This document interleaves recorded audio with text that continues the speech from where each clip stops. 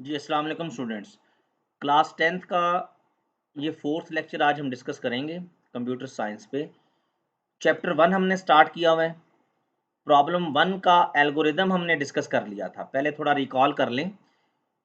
हमने बात की थी कि कंप्यूटर पे प्रोग्रामिंग करने से पहले हम उसका पेपर वर्क करेंगे। That paper work is called algorithm और फ्लो चार्ट। यानी उस पेपर वर्क के लिए हम 2 टूल्स यूज़ करेंगे इस चैप्टर में, एल्गोरिदम और फ्लो चार्ट। एल्गोरिदम क्या है? It is a step by step procedure written in a human language to solve a problem is called algorithm. और फ्लो चार्ट के बारे में हमने बात की थी कि फ्लो चार्ट क्या है?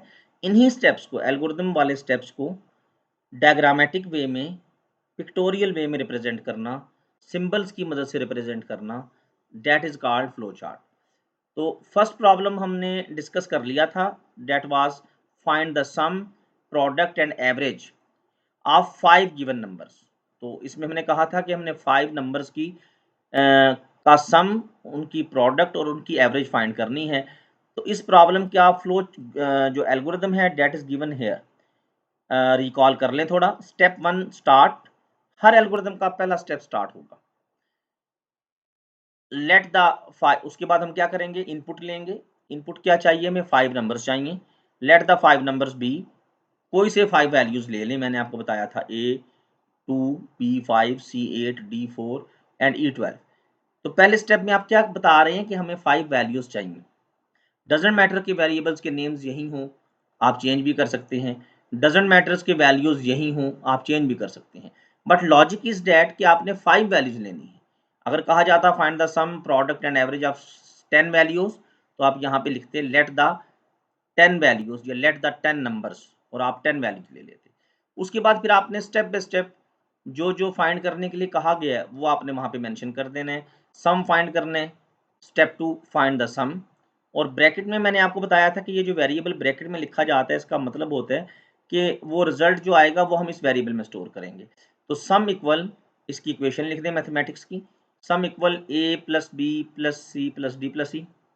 अब हमारे पास यहाँ पे 5 की जगह की बजाय 7 वैल्यूज होती, तो हम उन 7 वैल्यूज को यहाँ पे मेंशन कर देते, A plus B plus C plus D plus E plus F plus G and up to 4।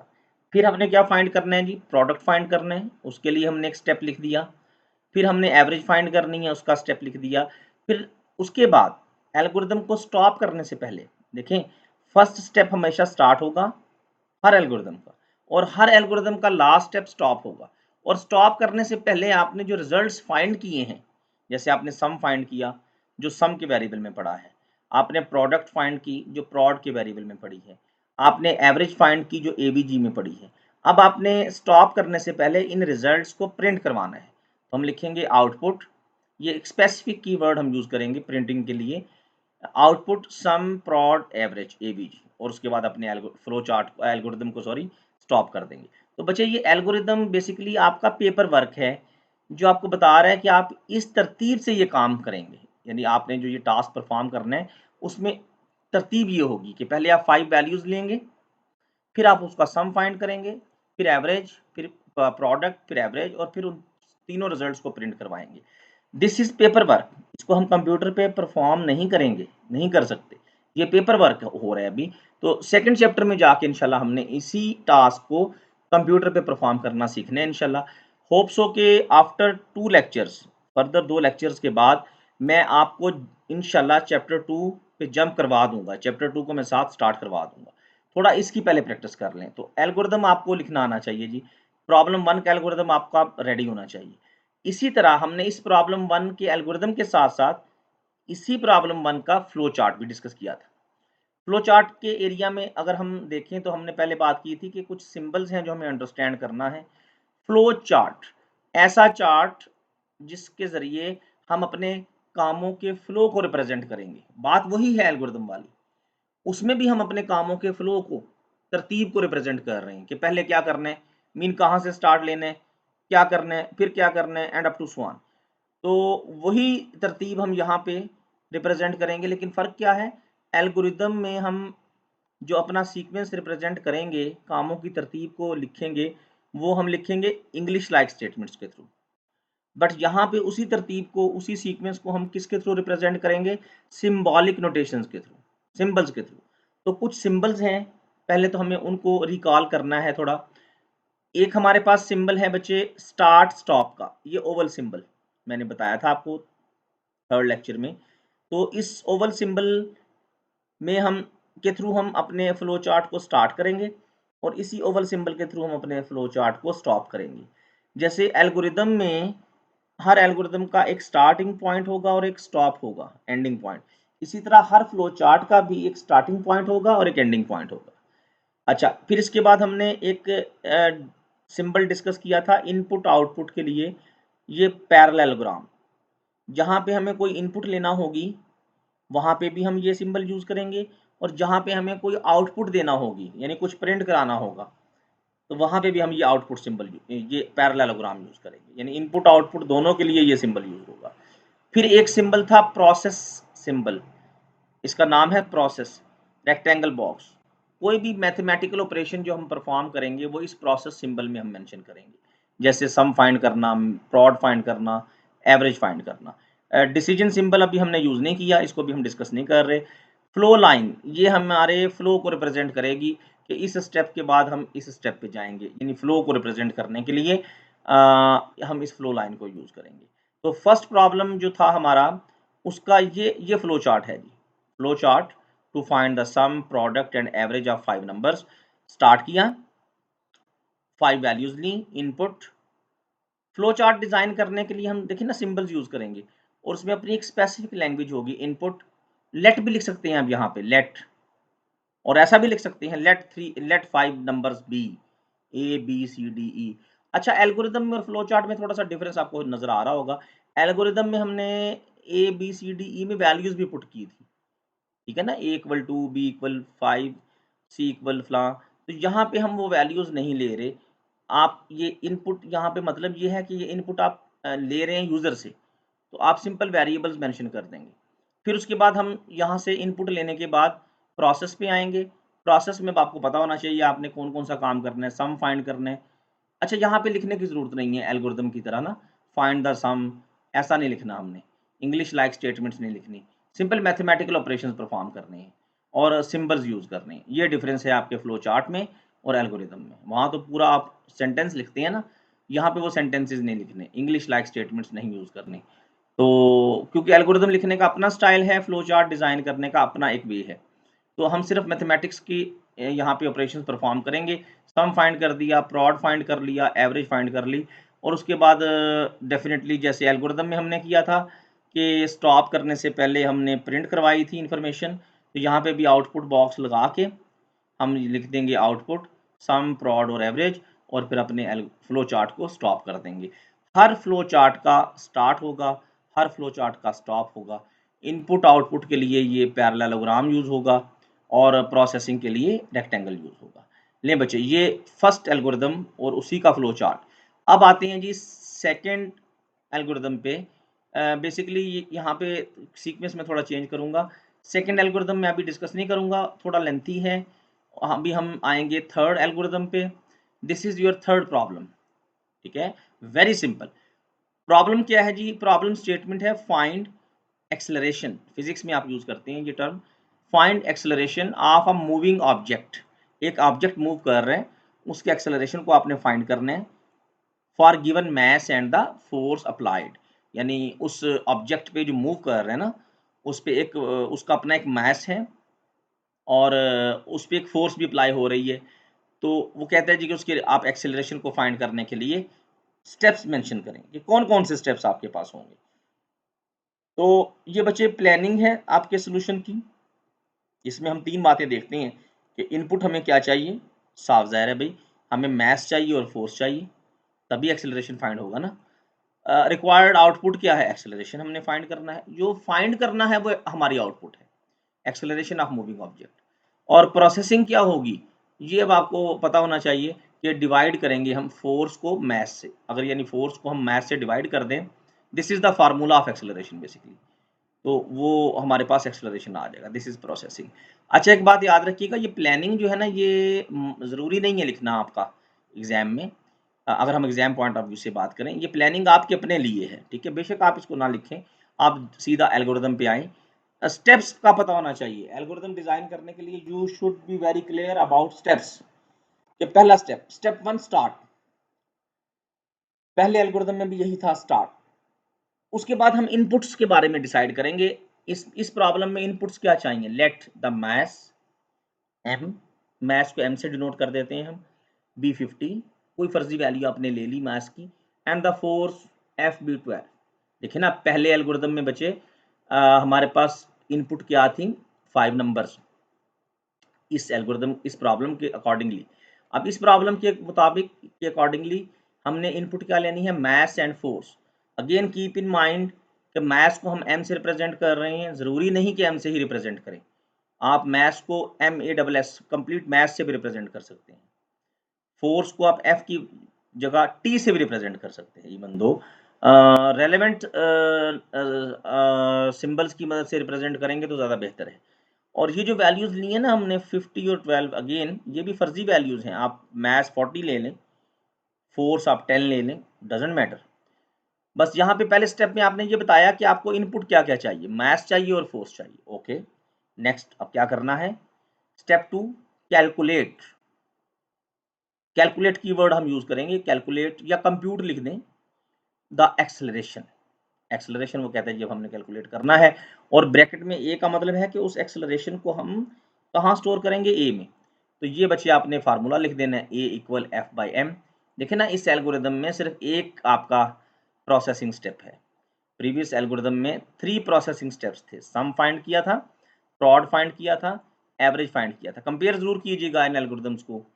पहले एल्गोरिदम में इनपुट्स क्या थी, इस एल्गोरिदम में इनपुट्स क्या हैं, फर्स्ट एल्गोरिदम में प्रोसेसिंग क्या थी, अभी प्रोसेसिंग वेरी सिंपल, हमने सिर्फ एक्सेलरेशन फाइंड किया, और डेफिनेटली फिर स्टेप 3 में उस एक्सेलरेशन को प्रिंट करवाएंगे, आउटपुट ए, बिल्कुल वैसे ही जैसे हमने फर्स्ट एल्गोरिदम में आउटपुट किया था, सम को, प्रॉड को, एवरेज को। जो रिजल्ट्स आएंगे उनको प्रिंट कराना है जी, स्टॉप करने से पहले, और उसके बाद हमारा स्टॉप। देखिए very simple algorithm. Step 1 start, let the mass m be 50 and force be f be 12।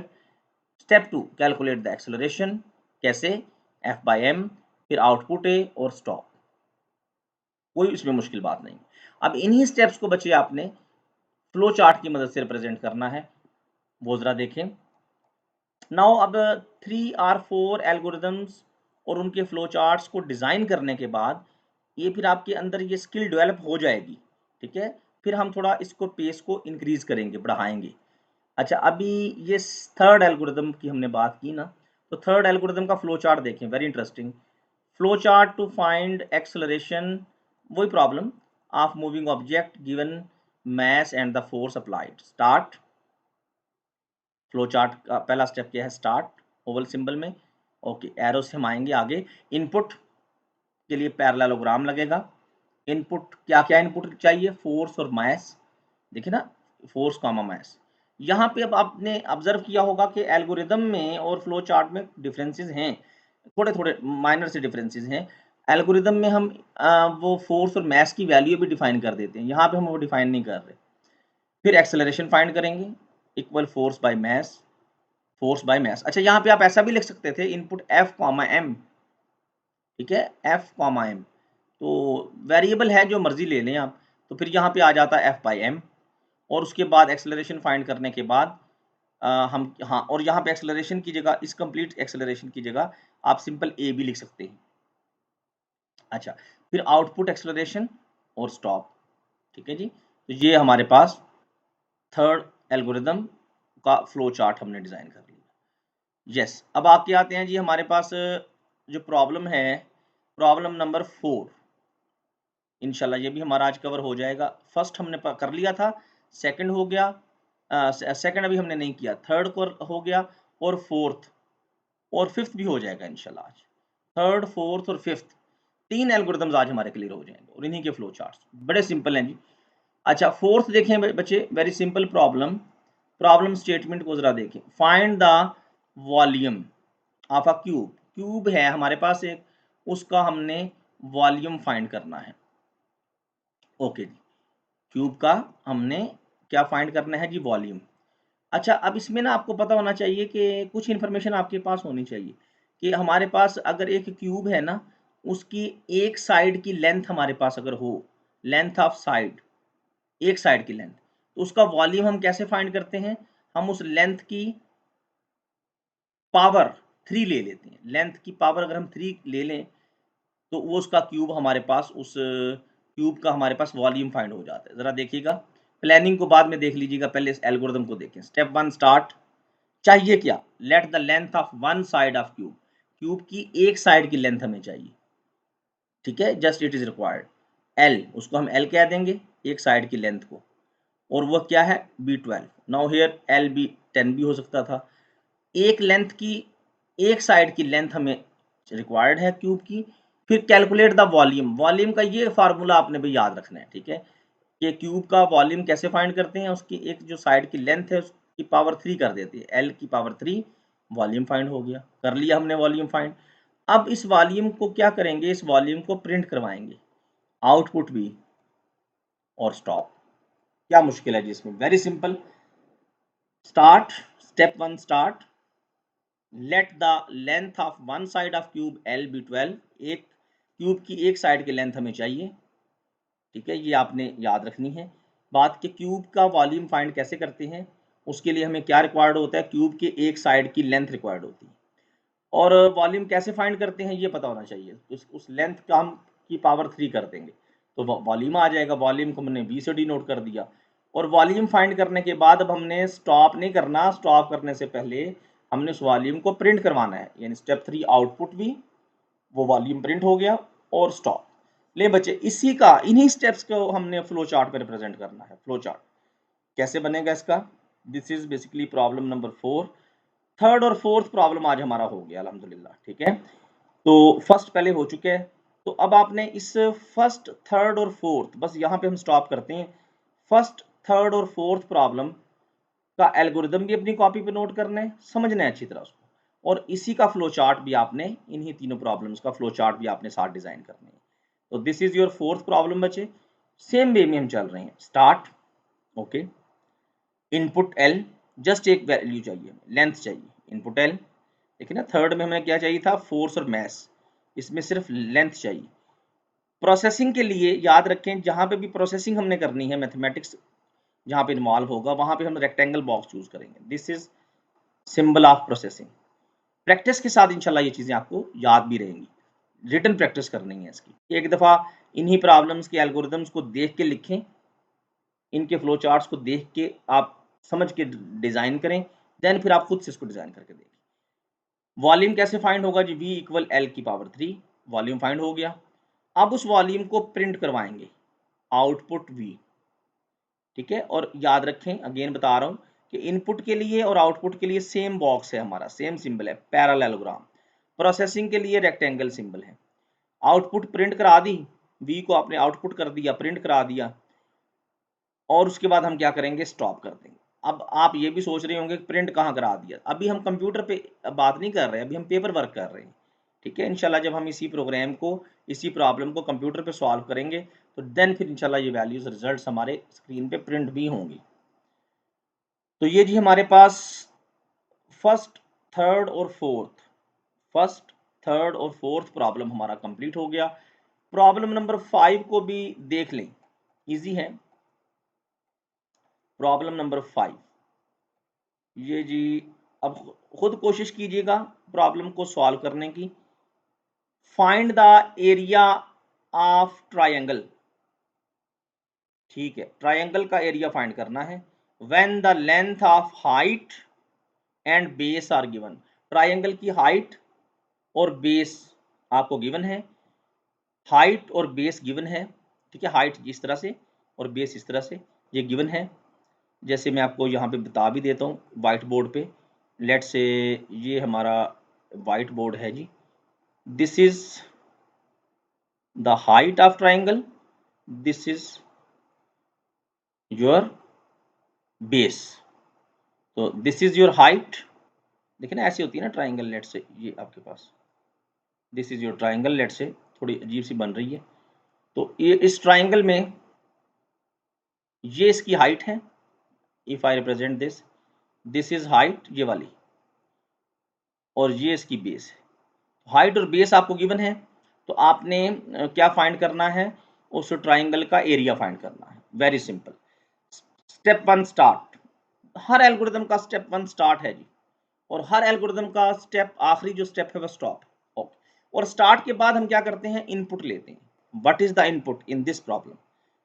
Triangle की लेंथ की हाइट और बेस, ये इनपुट है। Let the height h be 10 and the base b be 15। Again बात याद रखें, height को हमने s से डिनोट कर दिया, बेस को b से डिनोट कर दिया। आप बेशक हाइट को हाइट से डिनोट कर दें, बेस को के लिए कंप्लीट आप वर्ड यूज कर लें बेस, ये कोई हार्ड फास्ट नहीं है भाई। और इसी तरह ये भी हार्ड फास्ट नहीं है, हर एल्गोरिथम में मैं आपको बता रहा हूँ। ये जो वैल्यूज हम ले रहे हैं, हाइट 10 मैंने ली, आप 5 ले लें, 20 ले लें, बेस आप 10 ले लें, इनपुट ले ली हमने। ये सेंस होना चाहिए कि इस प्रॉब्लम में इनपुट क्या है बच्चे, ये सेंस होना चाहिए। इनपुट लेने के बाद अब हम प्रोसेस करेंगे। क्या प्रोसेस करना है, स्टेटमेंट को गौर से पढ़ें, एरिया फाइंड करना है। एरिया का फार्मूला आपको आना चाहिए। स्टेप 2, ठीक है, कैलकुलेट द एरिया, और एरिया के लिए हम कीवर्ड लेंगे ए, यानी एरिया को हम ए में स्टोर करेंगे।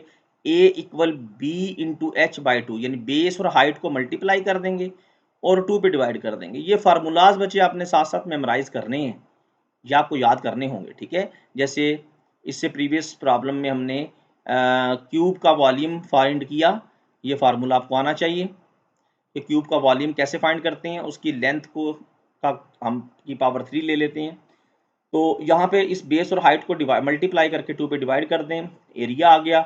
और वही सेम वे में स्टेप 3 में हम आउटपुट करेंगे ए को, और स्टेप 4 में स्टॉप कर देंगे। This is your problem number 5। इन्हीं स्टेप्स को, ये जो स्टेप्स हैं 1 2 3 4 स्टेप्स, इन्हीं को अब देखिए फ्लो चार्ट में हमने कैसे रिप्रेजेंट करना है।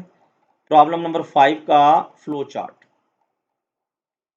Very interesting and simple chapter. Problem number 5 जी, flow chart to find the area of triangle, same problem when the length of height and base are given. तो स्टार्ट किया, इनपुट क्या है हमारे पास, input b comma h। Area find करने के लिए रेक्टेंगल बॉक्स यूज करेंगे। एरिया कैसे कंप्यूट होगा, b और h को मल्टीप्लाई कर, वही स्टेप्स एल्गोरिथम वाले, सेम स्टेप्स आपने यहाँ पे रिप्रेजेंट करने हैं। सेम फ्लो है, सेम सीक्वेंस है, लेकिन बस ये फर्क है कि यहाँ पे हम इंग्लिश लाइक स्टेटमेंट्स यूज करने की बजाय ये सिंबल्स यूज करेंगे, ठीक है। b into H by to area, और फिर एरिया को हम प्रिंट करवाएंगे आउटपुट ए, आउटपुट के लिए भी पैरेललोग्राम, और एंड पे हमारे पास इस फ्लो चार्ट को हम क्या कर देंगे, स्टॉप कर देंगे। तो होप सो बच्चे ये आपको अब जो फ्लो चार्ट्स हैं और एल्गोरिदम हैं, इनका अब आपको आइडिया हो रहा होगा कि एल्गोरिदम कैसे लिखते हैं और फ्लो चार्ट कैसे डिज़ाइन करते हैं। तो प्रॉब्लम नंबर 1 3 4 5, अल्हम्दुलिल्लाह ये प्रॉब्लम्स हमारे 4 प्रॉब्लम्स ही बनते हैं। सेकंड प्रॉब्लम अभी हमने डिस्कस नहीं किया। तो ये प्रॉब्लम्स आपके फर्स्ट, थर्ड, फोर्थ और फिफ्थ, ये प्रॉब्लम्स आपके, आपने प्रॉब्लम की स्टेटमेंट लिखनी है कॉपी पे, फिर उसको प्लानिंग ना लिखें बेशक आप, फिर उसका एल्गोरिदम लिखना है। इन्हीं प्रॉब्लम्स के फ्लो चार्ट आपने अपनी कॉपी पे डिज़ाइन करने हैं, ठीक है जी। और कोशिश कीजिएगा बच्चे, जो डिज़ाइन आप में से कर लें वो अपनी कॉपी के फिर पिक्चर्स लेके ना मुझे व्हाट्सएप मेरे इनबॉक्स में कर दें, ये ज़रूर कीजिएगा, ठीक है। अब नेक्स्ट लेक्चर से पहले ये आपकी जिम्मेदारी है कि इन प्रॉब्लम्स को, पहला, तीसरा, चौथा और पाँचवा, इन प्रॉब्लम्स के एल्गोरिदम्स आपको याद होने चाहिए, और इनके फ्लो चार्ट्स भी आपके रेडी होने चाहिए, क्योंकि नेक्स्ट लेक्चर में इंशाल्लाह हम जो प्रॉब्लम्स डिस्कस करेंगे, थोड़ा अभी हम सीक्वेंस को ब्रेक करके चलेंगे। प्रॉब्लम नंबर 8 हम डिस्कस करेंगे, प्रॉब्लम नंबर 9 इंशाल्लाह, प्रॉब्लम नंबर 10 होप सो, ठीक है। ये 2 और 3 प्रॉब्लम्स हम नेक्स्ट लेक्चर में डिस्कस करेंगे। In coming 2 lectures, next 2 lectures में हम कुछ और प्रॉब्लम्स, यानी एटलीस्ट नेक्स्ट 2 लेक्चर्स में एटलीस्ट 5 to 6 प्रॉब्लम्स मजीद हम कवर कर लेंगे। फिर उन नेक्स्ट 2 लेक्चर्स के बाद इंशाल्लाह मैं आपको इस चैप्टर के साथ साथ प्रोग्रामिंग पे भी स्विच करवा दूंगा। तो ये जी प्रॉब्लम नंबर 1 3 4 5, इनके एल्गोरिदम्स इनके फ्लो चार्ट आपकी कॉपी पे नोट होने चाहिए और वो आपने मुझे उनकी पिक्चर्स भी सेंड करनी है। Thank you very much.